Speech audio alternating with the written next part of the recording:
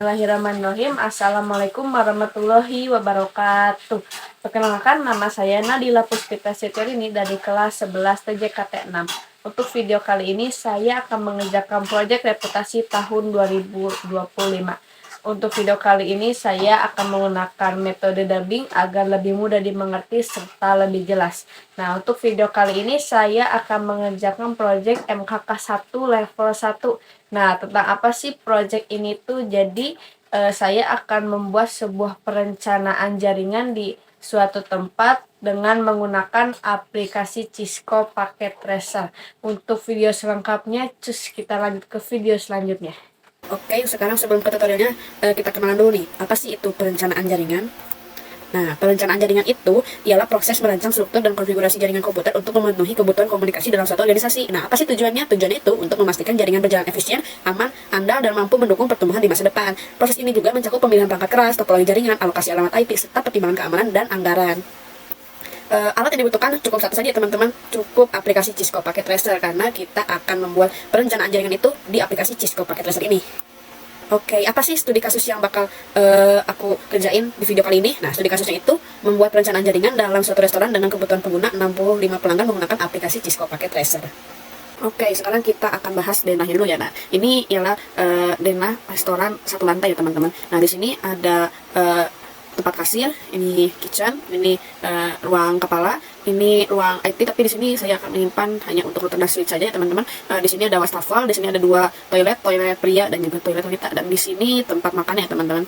Oke, sudah jelas. Sekarang kita next lagi untuk membahas perhitungan VLSM-nya. Nah, untuk perhitungan VLSM itu kita harus urutkan dari pengguna atau kebutuhan IP yang paling banyak. Nah, di sini kan ruang makan saya buat kebutuhan IP-nya itu 40. Untuk kasir, admin, dan staff saya kasih 20, dan untuk ruang kepala saya kasih 5 saja. Nah, bagaimana cara mengetahui prefiksnya? Nah, di sinilah.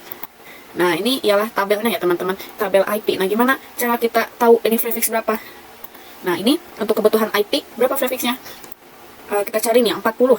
Nah, ini 30, ini 62, tidak ada 40 ya teman-teman. Nah, tapi kalau tidak ada 40, kita bisa memilih yang lebih dari 40, bukan kurang dari 40. Nah, itu ada 62. Nah, kita geser. Nah, ini dia prefiksnya, prefiks 26 ya teman-teman. Dan begitupun dengan yang lainnya. Nah, kebutuhan IP 20, prefiksnya 27. Kita cek. Oke, ini ada 14 dan 30. Karena tidak ada 20 dan 30 yang lebih dari 20, maka kita pilih yang 30 ya teman-teman. Kita lihat. Nah, ini prefiksnya 27 ya teman-teman. Dan ini untuk kebutuhan IP 5, kita lihat prefiksnya.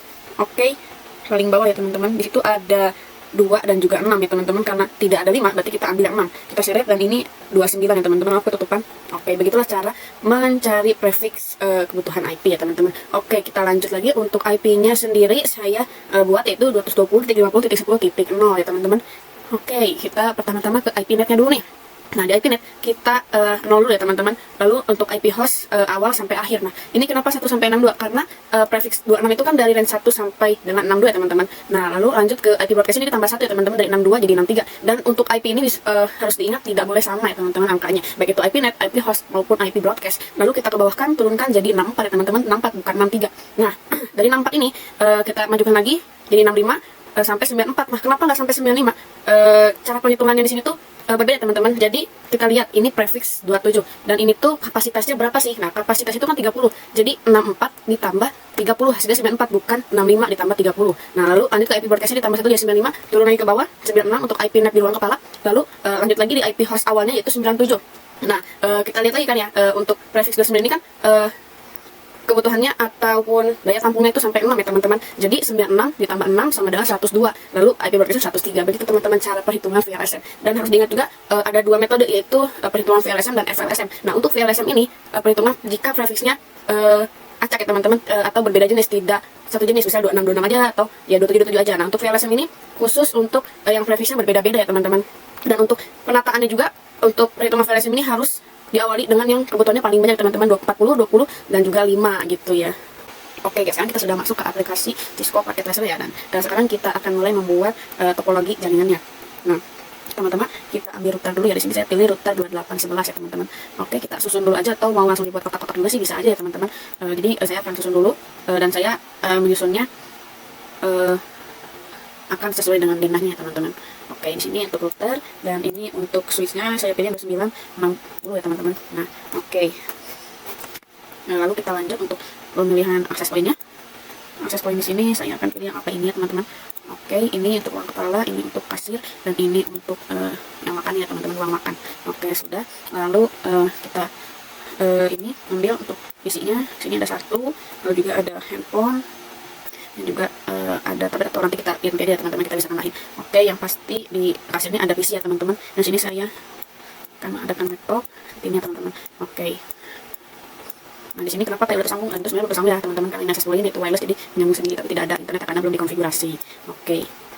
Lalu untuk di ruang makan ini karena pasti banyak pengguna teman-teman, saya akan gunakan banyak handphone yang untuk di tempat makan ini. Oke, mungkin nggak akan sampai 65 IP banget, yang 65 perangkat maksudnya, karena itu terlalu banyak teman-teman, ini gambarannya aja. Oke, sini saya buat total 8 handphone ya teman-teman. Oke, setelah sudah, lalu kita menggunakan kabel ya, pakai kabel yang cepat aja teman-teman. Nah, oke. Oke, sudah ya teman-teman. Kita bikin kotak-kotaknya ya, ini supaya lebih mudah aja. Oke.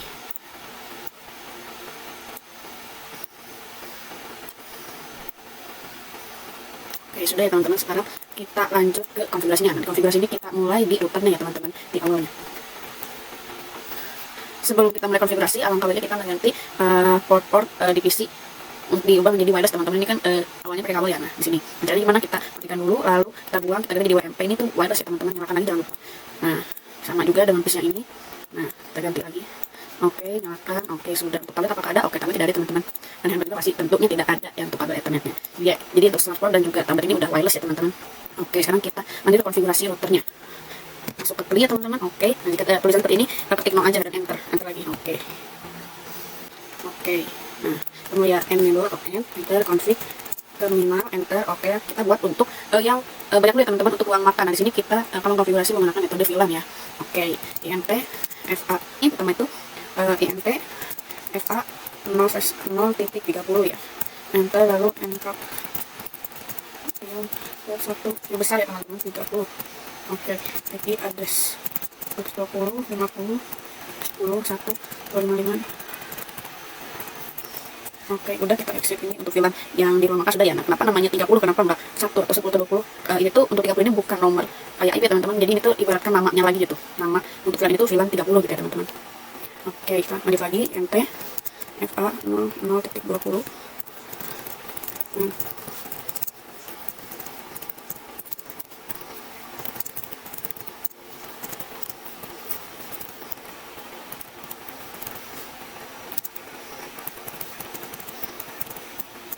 Kayak mungkin kenapa ini tidak 10.2, kenapa langsung 10.65, karena kan IPnet yang tadi sudah kita hitung di VLSN itu untuk IPnet di ruang admin, staff, dan kasir itu 65 ya teman-teman untuk IPnetnya. Dan ini pun kenapa satu, karena ini IPnet untuk ruang makan ya teman-teman. Sip. Oke, ini ruang kepala ya.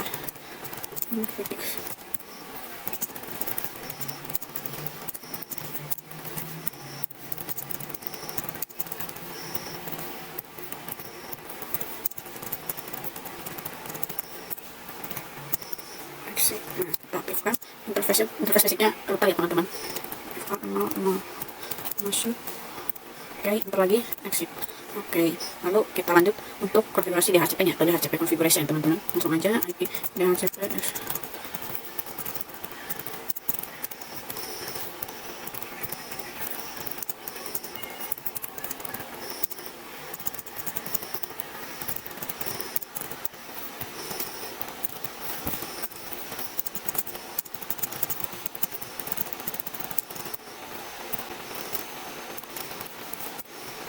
Oke, langsung IP DHCP ya, tidak usah di exit dulu.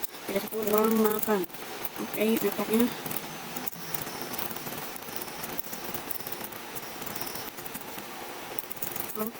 enter.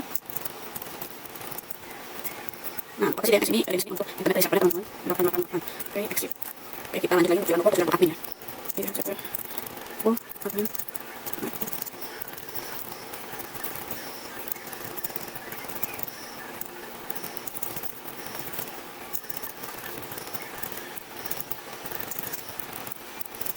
Oke, lanjut ke VLAN spot untuk ruang kepala ruang pemimpin teman-teman.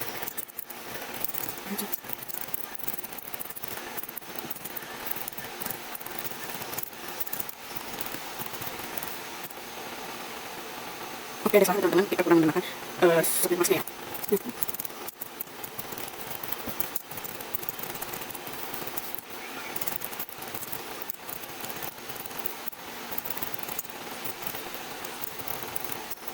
Oke, exit. Oke, sekarang kita beralih ke konfigurasi switch ya teman-teman. Oke, klik enter aja ya. Nah, udah switch, langsung buka aja enable configure. Oke, kita buat untuk VLAN 10 dulu ya. VLAN 10. Kepala ya. Oke, kita bisa apa saja teman-teman. Kepala. Nah, bisa exit. Oke, terus lagi VLAN 20 main admin. Oke, exit. VLAN 30 main exit. Oke, kita buat port filter teman-teman INT F01 switch port mode terang. Oke, itu lagi exit. Nah, kita lanjut lagi untuk port akses point ke kepala ya, kepala input VMP F02 switch port.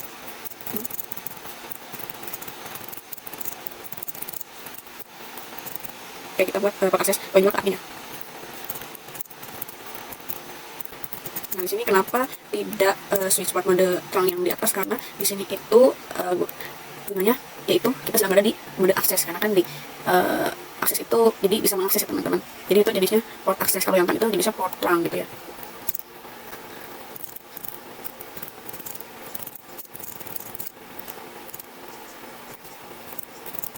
Kita buat interface untuk ruangan ya, atau port akses ruangan teman-teman.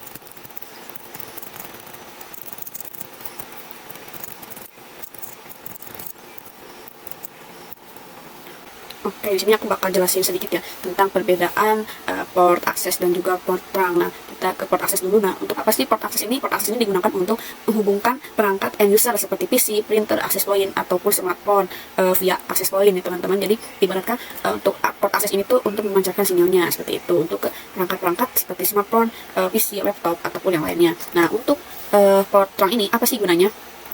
Port terang ini digunakan untuk menghubungkan perangkat antar jaringan VLAN seperti apa? Seperti switch ke router atau switch ke switch. Jadi port terang ini untuk menghubungkan perangkat-perangkat utamanya, perangkat-perangkat intinya gitu teman-teman, agar bisa berkomunikasi atau berbagi jaringan seperti itu ya teman-teman untuk perbedaannya. Oke, sekarang saya akan masuk ke access point masing-masingnya ya. Sekarang saya akan masuk ke access point di ruang kepala dulu terlebih dulu.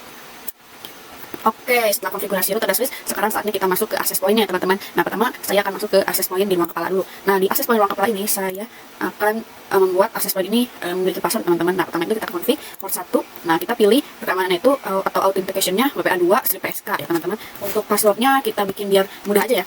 Kepala sebelum bikin password kita bikin dulu SSID untuk password ini. Nah, saya akan beri nama wifi kepala ya teman-teman. Kepala. Nah, biar sama dengan konfigurasinya namanya. Untuk password juga yang gampang aja ya, kepala 123. Oke, setelah sudah kita off-kan dulu, off lalu nyalakan lagi. Nah, sudah selesai. Oke, sekarang kita ke access point yang ada di kasir atau admin ya teman-teman. Nah, disinilah access point yang tidak public atau yang memiliki keamanannya atau password ya teman-teman. Nah, sini wifi, sleep, admin, dan staff ya teman-teman. Oke, kita ganti authentication-nya jadi WPA2 PSK. Kita beri passwordnya gampang aja ya, admin dan staff 123 aja teman-teman yang mau main sih, tapi harusnya sih udah ingat ya, kita off-kan lagi. Oke, sudah.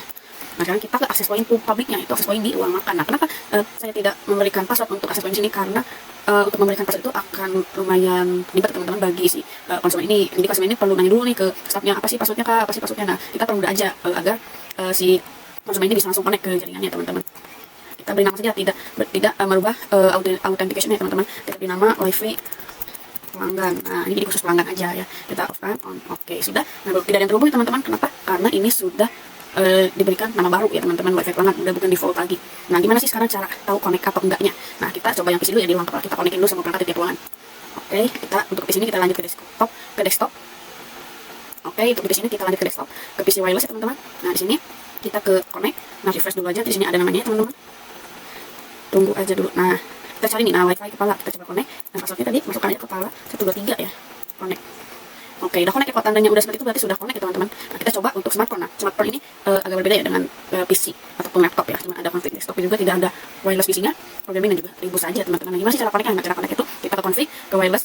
Nah, kita hanya perlu mengubah SSID-nya aja nih, SSID-nya tadi apa? Wifi strip kepala, ya ini harus sesuai ya, SSID access point dengan SSID untuk kita masukkan di smartphone ini. Nah, ini kan akses lainnya memakai password teman-teman. Jadi kita pilih authentication ini WPA2PSK sesuai dengan keamanan yang ada seperti ini. Nah, apa tadi maksudnya password itu kepala 123. Nah, setelah sudah memberikan SSID dan passwordnya, kita matikan handphonenya, nyalakan lagi.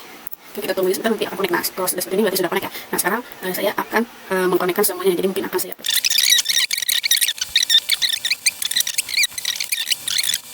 ping sesuai IP awalnya teman-teman, 220 50 10 1. Oke, kalau seperti ini berarti ada jaringannya atau ada internet teman-teman, berarti kita berhasil mengkonfigurasinya.